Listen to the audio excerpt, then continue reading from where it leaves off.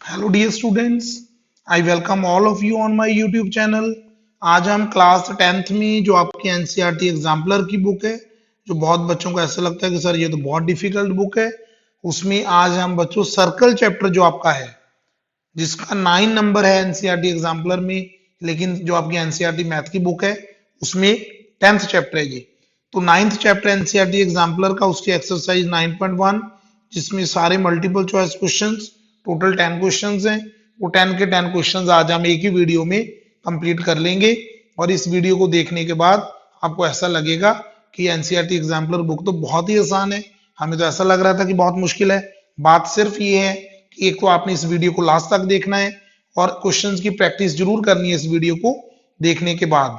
Okay, तो आपका जो फर्स्ट क्वेश्चन है उसकी स्टेटमेंट ध्यान से रीड करते हैं। The radius of two concentric circles. सबसे पहले तो आपको ये पता होना चाहिए what is the meaning of concentric circles. Concentric circles वो सर्कल्स होते हैं जिनका सेम सेंटर हो, और एक का रेडियस है 4 सेंटीमीटर, दूसरे का रेडियस है 5 centimetre. Then the length of each chord of one circle which is tangent to the other circle. अब देखो, एक ही लाइन दो काम करेगी। एक सर्कल के ऊपर तो वो कॉर्ड होगी और दूसरे सर्कल के ऊपर वो टेंजेंट होगी। कैसे? सबसे पहले मैं फिगर ड्रॉ कर रहा हूं।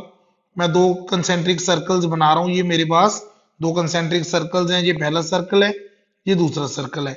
ये दोनों सर्कल्स का कॉमन सेंटर हो गया। अब उन्होंने कहा कि बड़े सर्कल का जो रेडियस है वो 5 सेंटीमीटर है और छोटे सर्कल का जो रेडियस है वो 4 सेंटीमीटर है। तो इसको मैं लिख देता हूँ 4 सेंटीमीटर और इसको लिख देता हूँ मैं 5 सेंटीमीटर और इसको मैं यहाँ पे ऐसे ज्वाइन कर देता हूँ। So this point is M and this point is point of contact. और आप सभी बच्चों को ये भी पता है कि पॉइंट ऑफ कंटेक्ट और टेंजेंट के बीच का जो रेडियस और टेंजेंट के बीच का एंगल होता है वो 90 डिग्री होता है। तो यहाँ से हमें एम ए की वैल्यू निकालनी है। We will find the value of M A. जैसे एम ए आएगा वैसे ही हम किसकी वैल्यू निकाल लेंगे, एम बी की वैल्यू निकाल लेंगे। एम ए और एम बी दोनों की वैल्यू सेम होगी, क्योंकि हमें पता है कि अगर हम सेंटर से, अब सेंटर ओ है, सेंटर से कॉर्ड के ऊपर परपेंडिकुलर ड्रॉ करते हैं तो वो कॉर्ड को बाइसेक्ट करता है।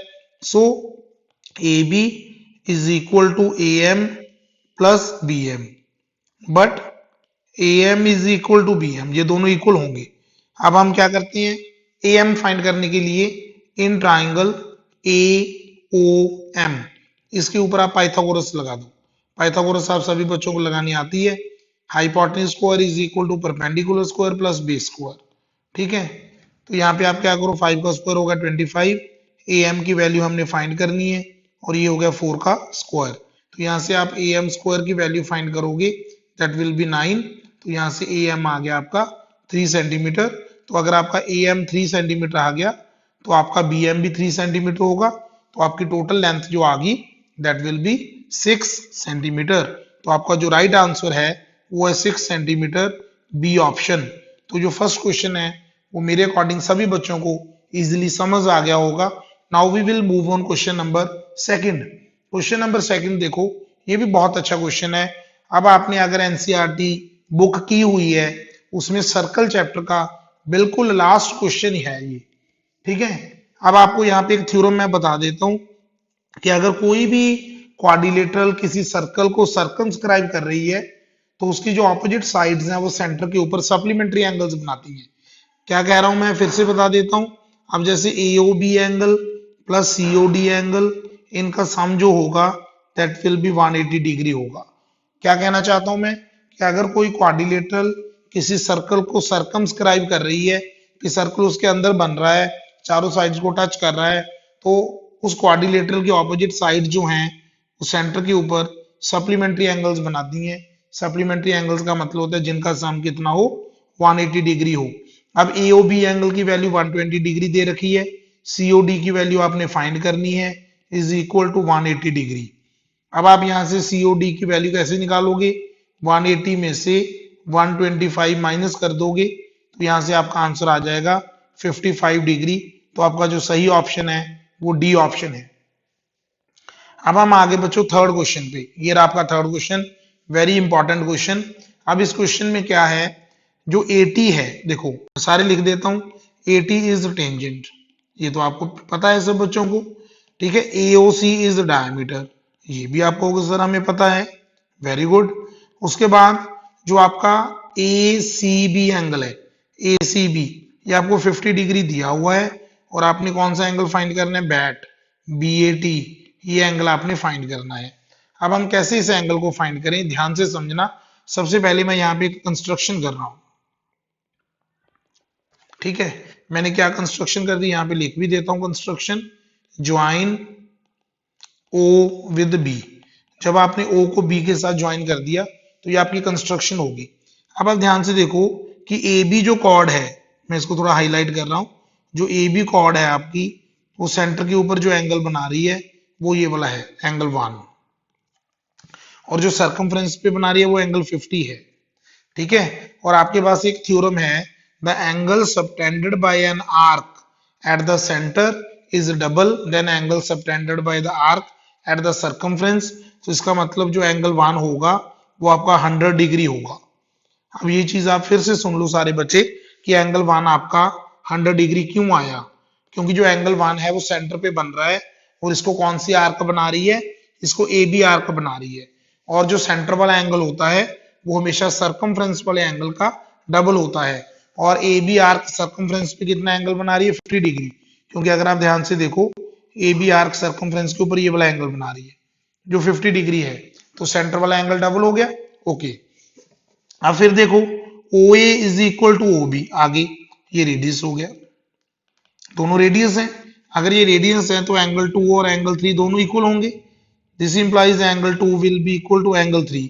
अब इसका भी रीजन आप सभी बच्चों को पता है कि अगर किसी ट्राइंगल में दो साइड्स इक्वल हैं तो उनके ऑपोजिट एंगल्स इक्वल होंगे। This implies angle 2 is equal to angle 3 is equal to कितना होगा, 40 डिग्री होगा। कैसे मुझे पता चला, क्योंकि अगर आप ए ओ बी ट्राइंगल पे, in triangle A O B, अगर आप एंगल सम प्रॉपर्टी लगाते हो, ठीक है, एंगल सम प्रॉपर्टी लगाओगे in triangle A O B, तो आप यहाँ पे ऐसे लिखोगे ना, angle 1 plus angle 2 plus angle 3 is equal to 180 degree. अब आपको पता है कि एंगल 1 कितना है, 100 डिग्री है, तो आपका एंगल 2 प्लस एंगल 3 का सम कितना आ गया, 80 डिग्री आ जाएगा। और एंगल 2 एंड एंगल 3 इक्वल है, तो ऑब्वियसली ये दोनों 40-40 होंगे, तो आपका एंगल 2 40 आ गया। अब आप यहाँ पे मान लो एंगल 4, अगर आप डायग्राम को ध्यान से देखो, एंगल 2 प्लस एंगल 4 का सम 90 होगा। ये आपकी एनसीईआरटी की थ्योरम नंबर 10.1 है, angle between tangent and radius is 90 degree. लेकिन एंगल 2 की वैल्यू आपने अभी फाइंड की 40 डिग्री, तो आपने एंगल 4 निकालना है, तो एंगल 4 जो है वो आपका यहाँ से आ जाएगा 50 डिग्री। तो दिस इंप्लाइज जो आपका बीएटी एंगल है वो आपका आ गया 50 डिग्री। तो आपका जो सही ऑप्शन है वो सी ऑप्शन है। तो इस क्वेश्चन को बहुत ध्यान से करना है, ये बहुत बार सीबीएसई में आया हुआ क्वेश्चन है, और आगे इन्हीं क्वेश्चंस में क्वेश्चन और भी आएगा जो हम इसी मेथड से करेंगे। तो थर्ड क्वेश्चन सभी बच्चों को क्लियर हो गया। उसके बाद हम आते हैं क्वेश्चन नंबर 4 पे। क्वेश्चन नंबर 4 ये रहा आपके पास, फ्रॉम ए पॉइंट पी। अब मैं सबसे पहले एक सर्कल बना रहा हूं जिसका सेंटर क्या है, ओ है। एक मैं सर्कल बना रहा हूं जिसका सेंटर ओ है, और यहां से एक पॉइंट है पी जिसका डिस्टेंस है 13 सेंटीमीटर फ्रॉम पी, ठीक है। और इस सर्कल का जो रेडियस है वो है आपको दिया हुआ 5 सेंटीमीटर। तो पी से हमने दो टेंजेंट ड्रॉ किए, वो दोनों टेंजेंट्स कौन कौन से हैं, P Q and P R. P Q and P R दो टेंजेंट्स हैं, तो यहाँ पे मैं क्यू लिख देता हूँ, यहाँ पे मैं आर लिख देता हूँ, लेकिन यहाँ पे रेडियस बनाने में थोड़ी सी गलती होगी, तो इसको हम सही कर लेते हैं। रेडियस को कैसे करेंगे, रेडियस को थोड़ा सा इसमें आपको करेक्शन करनी होगी, वो देख लेते हैं कैसे करेक्शन करेंगे। मींस ये रेडियस आपने इस मेथड से बनाना था,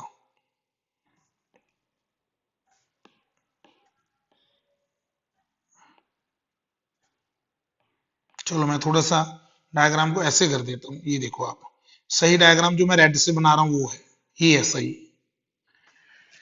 ओके, क्लियर होगा सब बच्चों को। तो इसमें आप इसको थोड़ा सा इरेज कर दो, ओके हो गया, यस।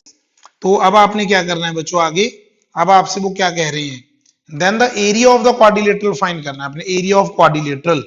एरिया ऑफ क्वाड्रिलेटरल हम कैसे फाइंड करें बच्चों, ये बहुत ही अच्छा क्वेश्चन है। अब ये दोनों एंगल्स 90-90 हो गए, कौन से angles, angle O Q P and angle O R P, ये दोनों 90 होंगे, क्योंकि वही theorem 10.1, angle between tangent and radius is 90 degree. अब आप क्या करो, पाइथागोरस लगा दो in triangle O Q P, इस पे आप पाइथागोरस लगा दो। हाइपोटेन्यूज का square is equal to perpendicular square plus base square. ठीक है, यहाँ पे आ गया 13 का स्क्वायर, ये आ गया 5 का स्क्वायर प्लस पी क्यू का स्क्वायर। इसको सिंप्लीफाई करो, पी क्यू स्क्वायर आपका आ जाएगा 144। तो यहाँ से पी क्यू की वैल्यू आ गई 12 सेंटीमीटर। और आपको पता है कि जो टेंजेंट्स होते हैं एक्सटर्नल पॉइंट से वो हमेशा इक्वल होते हैं, तो ये दोनों टेंजेंट्स आपके 12 सेंटीमीटर 12 सेंटीमीटर आ गए। अब आपने एरिया ऑफ क्वाड्रिलेटरल निकालना है। यहाँ पे मैं लिख रहा हूँ एरिया ऑफ क्वाड्रिलेटरल। कौन सी क्वाड्रिलेटरल, उसका नाम भी लिख रहा हूँ, पी क्यू ओ आर। तो ये क्वाड्रिलेटरल है। अब इसमें दो ट्राइंगल्स हैं, कौन कौन सी, is equal to area of triangle P Q O plus area of triangle P R O. इन दोनों का एरिया निकाल दो। इसका एरिया होगा half into base into height, और इसका एरिया भी होगा half into base into height, same होगा बिल्कुल। ठीक है, इसकी कटिंग कर दो 1 6 1 6। तो आपका आंसर आ गया 30 plus 30 is equal to 60 centimetre square. Very simple question. Means मुझे लेंथ ऑफ टेंजेंट फाइंड करने की जरूरत ही इसलिए पड़ी क्योंकि मैंने half into base into height formula लगाना था। तो आपका जो सही ऑप्शन है बच्चों वो A option. A option is the right answer and very important question. अब हम आगे क्वेश्चन नंबर 5 पे। क्वेश्चन नंबर 5 देखते हैं, ये भी बहुत ही अच्छा क्वेश्चन है। क्वेश्चन नंबर 5 में क्या है, हमारे पास एक सर्कल बनाते हैं। पहले तो ड्रॉ ए सर्कल। ठीक है, at one end A of the diameter A B. सबसे पहले मैं एक डायमीटर ड्रॉ करता हूं। मान लो ये डायमीटर आपका ए बी, तो यहाँ पे ऑब्वियस सर्कल का सेंटर होगा। तो ए एंड पे वो कहते हैं कि आप एक टेंजेंट बनाओ। चलो हम एक टेंजेंट बना देते हैं। ये आपका टेंजेंट हो गया। टेंजेंट का उन्होंने कहा कि नाम रखो आप एक्स ए वाई, ड्रॉ कर दिया। अब ये आपका उन्होंने कहा कि इस टेंजेंट के पैरेलल एक कॉर्ड है, कॉर्ड बना देते हैं। कौन सी कॉर्ड है, सी डी, जो इस टेंजेंट के पैरेलल है। और उस कॉर्ड का जो डिस्टेंस है ए से वो 8 है। अब सोचने वाली बात है कि रेडियस तो 5 है, तो ये 3 होगा। और इस पॉइंट को मान लेते हैं एम। ठीक है, अब वो हमें कहते हैं कि आप बताओ इस कॉर्ड की लेंथ कितनी होगी। तो लेंथ फाइंड करने के लिए सबसे पहले मुझे सी और ओ को ज्वाइन करना होगा। जब मैं सी और ओ को ज्वाइन कर दूंगा, ठीक है, अब जब ये एंगल 90 है, सभी बच्चों को पता है कि Y this angle is 90। Angle A जो है वो 90 क्यों है, angle between tangent and radius is 90 degree. अगर ये 90 है तो ये भी 90 होगा, कॉरस्पॉन्डिंग एंगल्स, क्योंकि एक्स वाई लाइन जो है वो सी डी के पैरेलल है, तो ये भी 90 हो गया। अब ये 5 सेंटीमीटर है, तो पाइथागोरस लगा के आप सी एम निकाल लो। बाय पाइथागोरस थ्योरम किस ट्राइंगल में लगानी है, इन ट्राइंगल, मैं ट्राइंगल का नाम लिख देता हूं C M O. C M O triangle में आप पाइथागोरस लगा दो, तो यहां से सी एम की वैल्यू आ जाएगी 4 सेंटीमीटर। सी एम की वैल्यू अगर 4 आ गई तो सिमिलर वे से हम एमडी भी निकाल सकते हैं। तो एमडी भी आपका कितना होगा, similarly MD is equal to also 4 centimetre. तो ये भी 4 हो गया और ये भी 4 हो गया। तो ऐसा क्वेश्चन हम पहले भी कर चुके हैं। This implies C D will be 8 centimetre.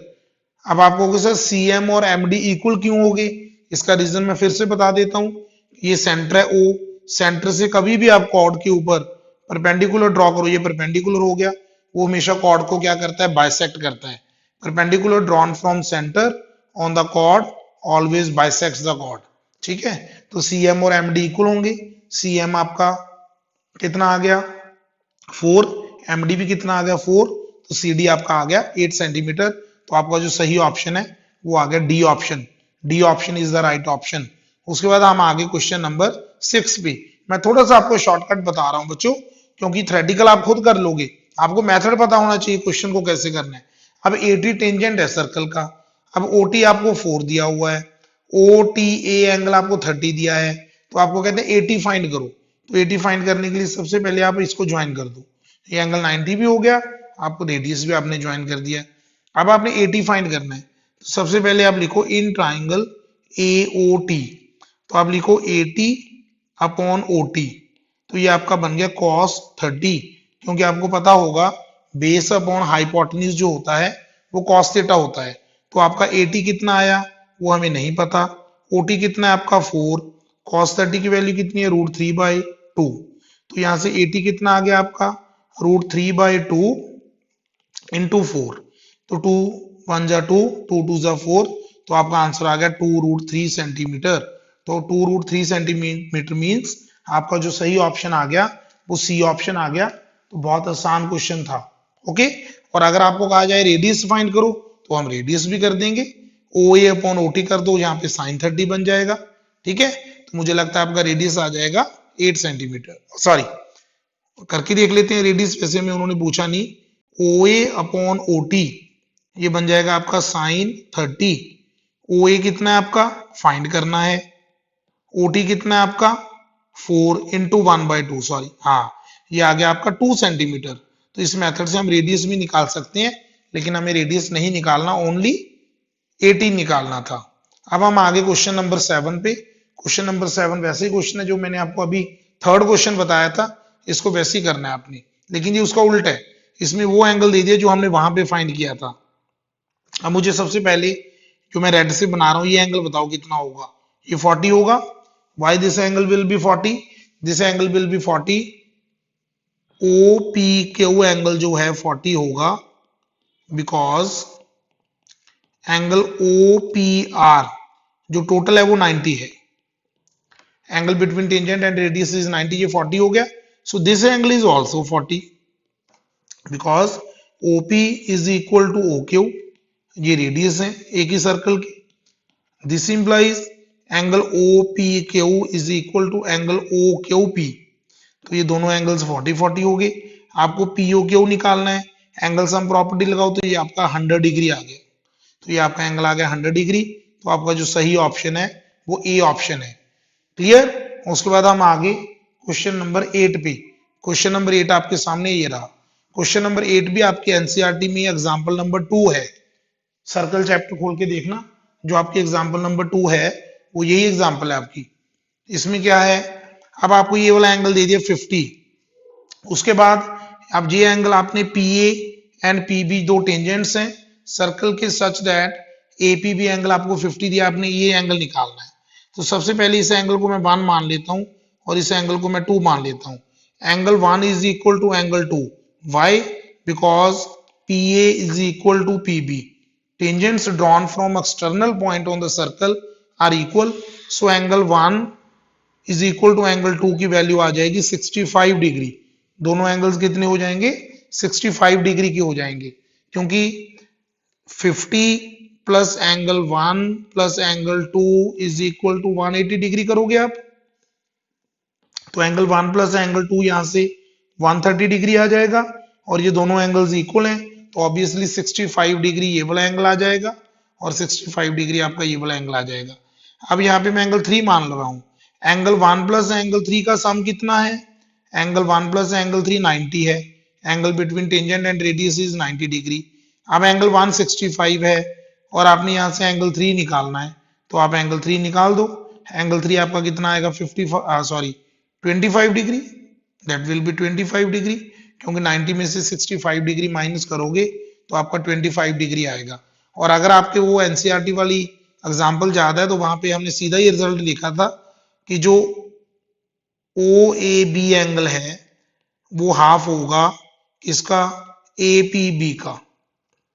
तो ये सीधा रिजल्ट है, डायरेक्ट रिजल्ट। अगर आप में से कोई इसको याद रखना चाहता है तो वो डायरेक्ट भी लगा सकता है, क्योंकि मल्टीपल चॉइस क्वेश्चन में हमें डायरेक्ट ही आंसर लिखना होता है, तो इसका आंसर आएगा 25 डिग्री। अब हम आगे क्वेश्चन नंबर 9 पे। क्वेश्चन नंबर 9 देख लेते हैं, इसको ध्यान से करना है, बहुत ही सिंपल क्वेश्चन है। If two tangents are inclined. अब आपके पास एक सर्कल है, इस सर्कल के ऊपर मैं दो टेंजेंट्स बना रहा हूं। ठीक है, दो टेंजेंट्स हैं, दोनों इंक्लाइंड हैं। PA and PB are two tangents are which are inclined to 60 degree. और सर्कल का जो रेडियस है वो आपको दिया हुआ है 3 सेंटीमीटर। तो इसको हम बना लेते हैं, यहाँ पे सर्कल का सेंटर लिख दो O। So this side means radius 3 centimetre और ये भी आपका हो गया 3 centimetre. The length of each tangent find करनी है आपने। कैसे हम फाइंड करें? सबसे पहले मैं O को P के साथ ज्वाइन कर देता हूँ। अब आपने O को P के साथ ज्वाइन कर दिया तो बहुत बच्चों को ये पता चल गया होगा कि triangle APO is congruent to triangle BPO। ये दोनों ट्राइंगल्स कॉन्ग्रुएंट होंगी, क्योंकि इनको कॉन्ग्रुएंट करने के लिए आप RHS रूल लगा सकते हो। RHS रूल के साथ ये दोनों ट्राइंगल्स कॉन्ग्रुएंट होगी।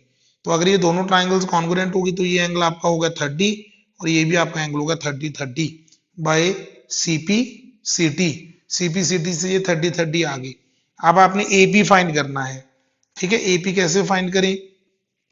90 के सामने हाइपोटेन्यूज होता है, ठीक है, और एंगल के सामने परपेंडिकुलर होता है। अब ये 30 डिग्री के एंगल के सामने AO परपेंडिकुलर हो गया, ओके, AP बेस हो गया, AO upon AP perpendicular upon base, तो ये बन गया tan 30 डिग्री।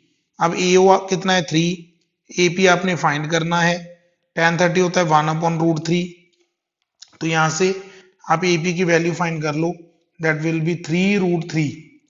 3√3 सेंटीमीटर जो है आपकी लेंथ ऑफ टेंजेंट आ गई। तो ये सभी बच्चों को क्लियर होगा।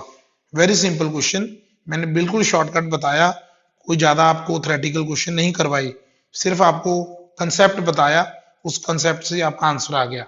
अब हम आगे क्वेश्चन नंबर 10 पे। क्वेश्चन नंबर 10 को भी थोड़ा ध्यान से समझना। इसमें क्या है कि PQR टेंजेंट है, PQR is the tangent to the circle, ठीक है। सर्कल का जो सेंटर है वो O है, उसके बाद जो AB है वो कॉर्ड है जो टेंजेंट के पैरेलल है, ओके। अब जो BQR एंगल है आपका वो 70 डिग्री है, ये एंगल आपका 70 है, तो ये एंगल भी आपका 70 होगा, ऑल्टरनेट इंटीरियर एंगल्स। उसके बाद हमने क्या करना है, हमने AQB एंगल फाइंड करना है। AQB इतना, ये वाला एंगल फाइंड करना है। तो इस एंगल को हम कैसे फाइंड करें? सबसे पहले अब देखो, अगर हम इसको M पॉइंट मान लें तो मैं यहाँ पे लिख रहा हूं कि MQR जो एंगल है वो 90 डिग्री है। Angle between tangent and radius is 90 degree. तो MQR एंगल 90 है, तो आपका एंगल 1 भी 90 होगा। एंगल 1 कैसे 90 होगा? ये बन गया आपके को इंटीरियर एंगल्स, ये आपके को इंटीरियर एंगल्स बन गए। बिकॉज देखो, अगर मैं इसका प्रॉपर रीजन आपको बताऊं, जो AB लाइन है वो किसके पैरेलल है? वो PR के पैरेलल है, ठीक है। तो अगर आपका ये वाला पूरा एंगल, ये वाला एंगल 90 है नीचे, ठीक है, तो ये वाला एंगल भी आपका 90 होगा। तो इधर वाला एंगल भी 90 बन गया। एंगल 1 और एंगल 2 बोथ आर 90। और सेंटर से कॉर्ड के ऊपर अगर कोई परपेंडिकुलर मिल जाए, कॉर्ड को बाइसेक्ट भी करता है, तो यहां से आपका AM MB के इक्वल भी हो गया। दो काम हो गए, AM MB के इक्वल भी हो गया, एंगल 1 और एंगल 2 90-90 भी हो गए। मैं फिर से बता देता हूं कि एंगल 1 और एंगल 2 90-90 क्यों हुए? क्योंकि आपका ये वाला एंगल MQR एंड MQP, ये दोनों एंगल्स 90-90 हैं। Angle between tangent and radius is 90 degree. So आपका एंगल 1 और एंगल 2 भी 90-90 हो गया बाय को इंटीरियर एंगल्स। अब आप क्या करो, इन ट्राइंगल्स को कॉन्ग्रुएंट कर दो। किन ट्राइंगल्स को? In triangle BMQ and AMQ। ये ट्राइंगल्स आपकी कॉन्ग्रुएंट हो जाएंगी किस रूल के साथ? SAS रूल के साथ ट्राइंगल्स कॉन्ग्रुएंट होंगी। SAS रूल कैसे लगा? AM is equal to BM, angle 1 is equal to angle 2, MQ common, triangles are congruent. So this implies angle A is equal to angle B by CPCT। CPCT से angle A और angle B equal हो गए, तो इसका मतलब angle A आपका आ गया 70 degree.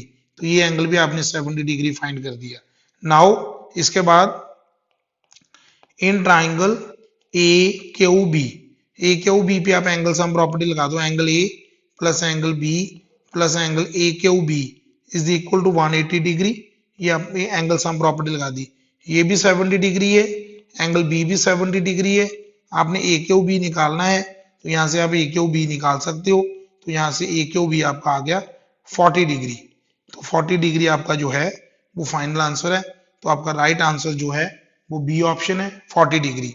तो आज हमने सर्कल चैप्टर के 10th क्लास में NCERT एग्जाम्पलर में से सारे मल्टीपल चॉइस क्वेश्चंस कर दिए बच्चों, और बहुत ही इजी मेथड से मैंने आपको करवाए। तो इस वीडियो को ध्यान से देखना और अपने फ्रेंड्स के साथ जरूर शेयर कर देना इसको। और अगर वीडियो अच्छी लगे तो लाइक भी जरूर कर दिया करो। Thank you very much.